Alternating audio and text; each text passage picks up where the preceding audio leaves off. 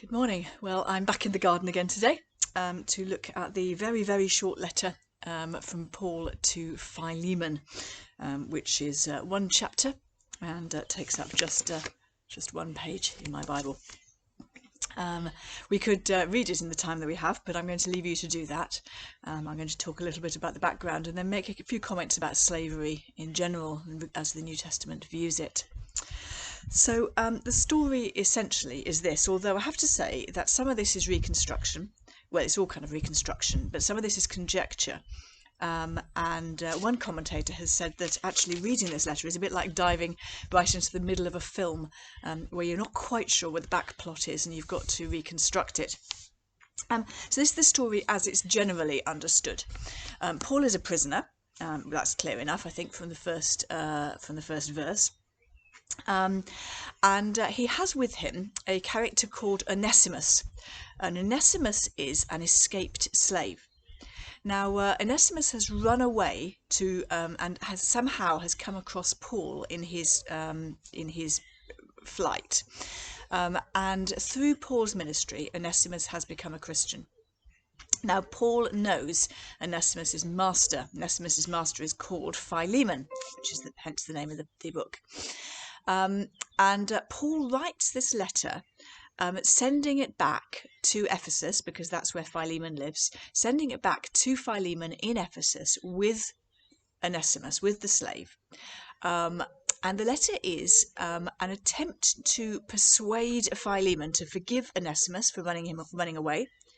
There is this possibility that Onesimus has done something else as well. Paul refers to a wrong that Onesimus has done Philemon. Now, that wrong may simply be the running away, and we're going to talk about the rights and wrongs of slavery in a minute, but that might be what Paul is referring to. Or it may be that he's referring to some theft of property or money. Either way, he is sending Philemon back to Onesimus. But what he's doing is he's saying to Onesimus, you sent Philemon away, or Philemon left your home as a slave, but he comes back as a brother. And, I don't really want to tell you what to do, but, I wonder if you might kind of guess what I'd like you to do about this. And it's kind of that unspoken desire, unspoken hope and expectation that runs through this letter. The letter has been called a masterpiece of tact. I'm not quite so sure it's tactful, actually. Maybe it is in the frame of the time. Maybe it was tactful. To me, writing things like not to mention that you owe me your very self kind of seems like emotional blackmail. But maybe in the time it would have been regarded as a letter of great tact and diplomacy. So Philemon, as I said, he lives. Did I say he lives in Ephesus? He lives in Colossae. I'm sorry. And in fact, the letter to the Colossians refers to Onesimus. So if you turn to the end of Colossians, then Onesimus gets mentioned. Here we are, chapter 4, verse. Let's start at 8. I've sent Tychicus to you, that you may know how we are, and that he may encourage your hearts, and with him Onesimus, our faithful and beloved brother, who is one of you. They will tell you everything that has taken place here. And so Onesimus is being sent back with the letter to the Colossians and with this letter to his own master. So what are the themes here? Paul doesn't make explicit reference really to many of the theological themes that he does in his other letters.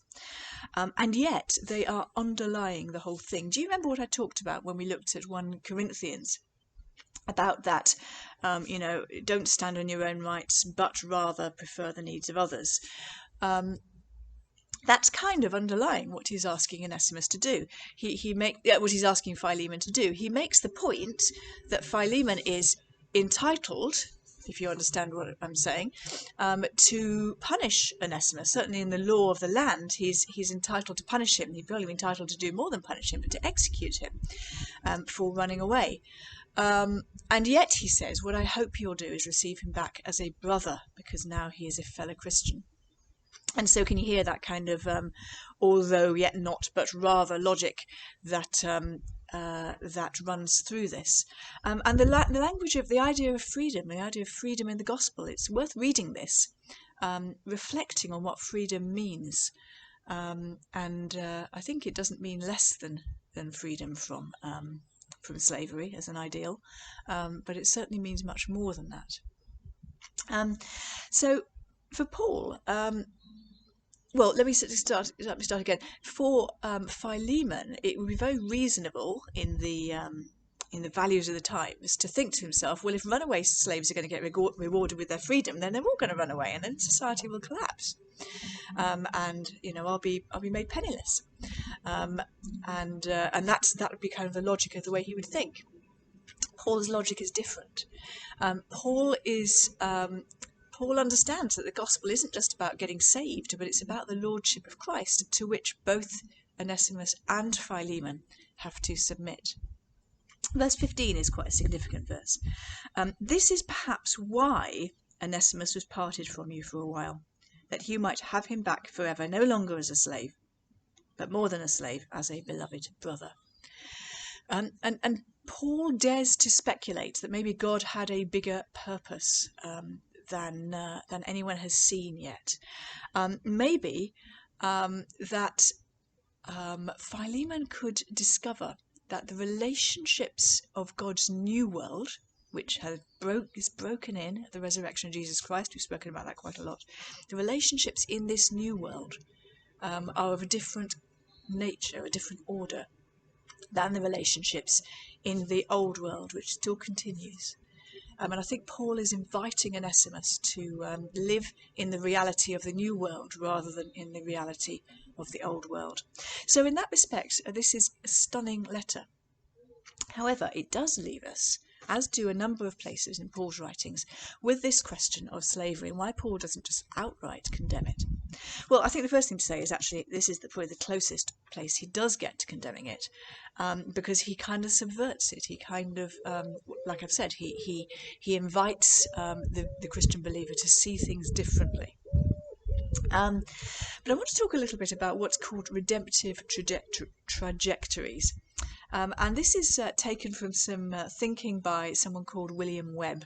He wrote a book called Slaves, Women and Homosexuals, and another one using a similar principle called Bloody, Brutal and Barbaric, which is looking at using the same principle to look at texts of violence. Let me just try and explain what that principle is, which I think is very helpful. So Webb points out that we look back on these times, that whether it's slavery in the first century, whether it's war violence in the ancient Near East, we look back on those times rightly with horror. We look back with we look back in an age that is after the Geneva Convention, after the Hague War Commissions and so on. We look back at a time when slavery has been, at least in theory, abolished in almost every country in the world. Now, we need to remember, actually, that the process by which things like Geneva came about, the process by which things like the abolition of slavery came about, was very much can very much be tracked to the Christianization of society, the Christianization of Europe, and the Reformation, and so even the Renaissance thinkers who are deeply influenced by the Christian worldview. This is not to say that people of other faiths don't have ethics. I'm not saying that, and it's not to say that the Jewish worldview isn't particularly relevant, and it is. But nonetheless, I think pragmatically we could probably agree that Geneva and the International Court of Human Rights and all of these things owe a great debt to Christianity, which of course that debt didn't exist. That history hadn't happened when Paul is writing or when these ancient texts of violence are happening. So if you like, we could plot a kind of trajectory. I'll try and draw it out in your direction, which is what the world was like. Let's talk about the slavery issue, since that's the one in hand. What the world was like. In Roman times, the world was, slavery was endemic to the world. Slavery was, not to own a slave, if you were wealthy enough, was as inconceivable as not owning a car, or not owning a house, or not owning your own wardrobe of clothes or something. And that's interesting, of course, in itself, because in our time there are conversations, as you know, going on about whether we should be owning cars, and whether indeed whether it's realistic to own a house, expect to own a house, and so on. So even those things which have for a long time felt immutable actually are not so. But anyway, perhaps you get the point about slavery. So that's kind of the context. Now, into this context, Paul is writing, and Paul is tugging the ethics in this direction, if you like. And if you like, in this direction, we have ultimately, right off there, we have the new heavens and the new earth, where there is no violence, where there is no coercion, where there is no slavery, where there is no abuse, where there's no weeping and mourning and crying, and so on. Okay, so here's the Greco-Roman world. Here is the eschaton with the beautiful, peaceful kingdom that God will bring in. And Paul is tugging things in that direction. He's tugging things there when he writes to Philemon in this way. He's even tugging things there when he writes in Ephesians 6 and in Colossians about how slaves should submit to their masters, because because he tells masters that they must behave towards their slaves kindly. That's a tug in this direction. But he also, in telling slaves to obey their masters as if they were serving the Lord, which is one of the themes we see in the letters, that is actually quite a subversive thing. So sort of the sense of choosing to obey, notwithstanding the fact that this is systemically unfair, choosing to obey because you love Jesus rather than simply submitting out of fear. Now, it's a baby step. I think we would all want to concede it's a baby step, but it is a tug in that direction. And from the perspective of the original reader, it would have felt like a tug in that direction. From our perspective, we are well on in this direction. We have by no means reached the goal, but we have moved on in this direction. We look back at Paul and we say, how dreadful, how abusive. We fail to notice that he's tugging in the right direction. I hope that makes a little bit of sense, and that principle also works, as I've said, or is also a helpful lens for looking at biblical violence as well. And I do commend that book that I mentioned earlier to you. Good. That's the end of Paul's letters. We are really getting towards the end of the Bible now. Tomorrow we're going to look at Hebrews, and I hope you'll join me for that.